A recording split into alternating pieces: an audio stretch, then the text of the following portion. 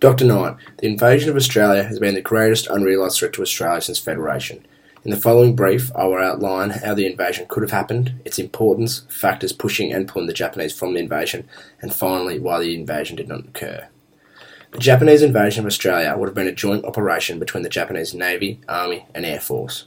Given the level of success and the speed at which the Japanese advanced through the Southeast Asia, an amphibious attack on the north of Australia would have been most likely and would have posed a significant threat to Australia's ability to sustain itself in World War II.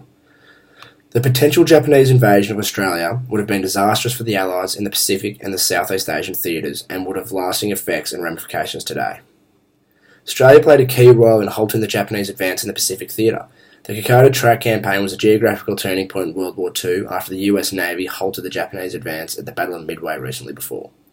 If the invasion of Australia had gone ahead, it is reasonable to think that the Pacific theatre would have been won by the Japanese. In terms of ramifications on today's world, the severity of the potential fall of Australia would be widespread. If the invasion was a success, the ramifications could range from Northern Australia being part of Japan to the whole of Australia being held under Japanese control. The political and trade ramifications will be widespread as well. Most of Australia's natural resources from Northern Australia, and according to the ABS, 81% of Queensland is farmland. The Queensland Department of Employment states that in the 2008-2009 financial year, Queensland exported 159 million tonnes of coal to 39 countries. If these resources did fall into Japanese hands, the outcome for the Australian economy would be disastrous. The Japanese use of low-maintenance fixed-gear bikes en masse enabled them to travel large distances. This was devastating throughout the Malaya campaign, leading into the fall of Singapore. The use of bicycles down plantation roads and native paths was key. The use of bikes was easy on the Japanese war effort, as they were low-maintenance, didn't need as much support, and needed no petrol. The use of bikes en masse in Northern Australia would have disastrous consequences for retreating forces. Throughout the Japanese Army's advance, the Japanese Navy could put Australia under intense blockade, blocking all assistance from the US and Britain. This would be disastrous for Australia's poorly prepared fuel rationing system. The second factor for invasion was Japanese victories through the South Pacific came at the great speeds and were decisive. The Malayan campaign took 1 month and 23 days, whilst the Battle of Singapore took only 7 days. These battles led to 60,000 and 85,000 casualties respectively, with over 120,000 soldiers captured total. The speed of the Japanese advance was aided by the use of bicycles outlined above. This allowed the Japanese to move faster, with double the size pack of their British and Allied counterparts. The Japanese could carry 36 kilos pack, and the British and the Allies 18 kilos. The Japanese casualties in these campaigns were 5,000 in the Malayan campaign and 1,500 during the fall of Singapore. The very light casualty toll would have undoubtedly spurred the Japanese High Command towards an attack on Australia. The third positive factor was that the Japanese had a ferociously efficient, battle-hardened army to complete an invasion of Australia. The Imperial Japanese Army had been fighting successful wars sporadically since 1931 and pushed the British into what Churchill described as the worst disaster and largest capitulation in British military history.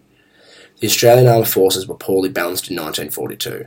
The Royal Australian Navy was far too small to compete with the Japanese Navy. Japan had 169 destroyers versus Australia's 11, and the RAAF was alarmingly outdated. Although the Australian Army was large, the largest per capita force in the Dominion, it was very inexperienced and was immobile. The Japanese, although wildly successful up to 1942, were overstretched. The Japanese Empire at its brief peak stretched from Manchuria to New Guinea, and its navy was fighting battles out at Midway. This put the Japanese supply lines at a disproportionate disadvantage in terms of efficiency, which was tenuous before a planned invasion of Australia anyway. From 1943, the Imperial Japanese Army suffered from shortages in food, munitions and supplies on a regular basis due to submarine attacks on convoys. In 1941, the Imperial Japanese Army had 1.7 million men in full service. 40 of 51 divisions of the Imperial Japanese Army, however, were stationed in China and on the Mongolian border to protect Japan from Russia. This left 340,000 men to attack and defend the rest of the Japanese Empire. This fact is the reason that the Imperial Japanese Navy insisted on the invasion of Australia instead of the Army. It's also why they were ultimately overruled by the Army and Japanese command. Northern Australia is a rough and rugged landscape. The Aborigines were able to survive in the area after thousands of years of survival and local knowledge. The already stressed and overstretched Japanese supply lines would have been unable to supply any invasion of Australia given the vast distances that any invasion would have to cover and the prolonged situation that would likely occur from invasion. Thank you, Dr. Knight.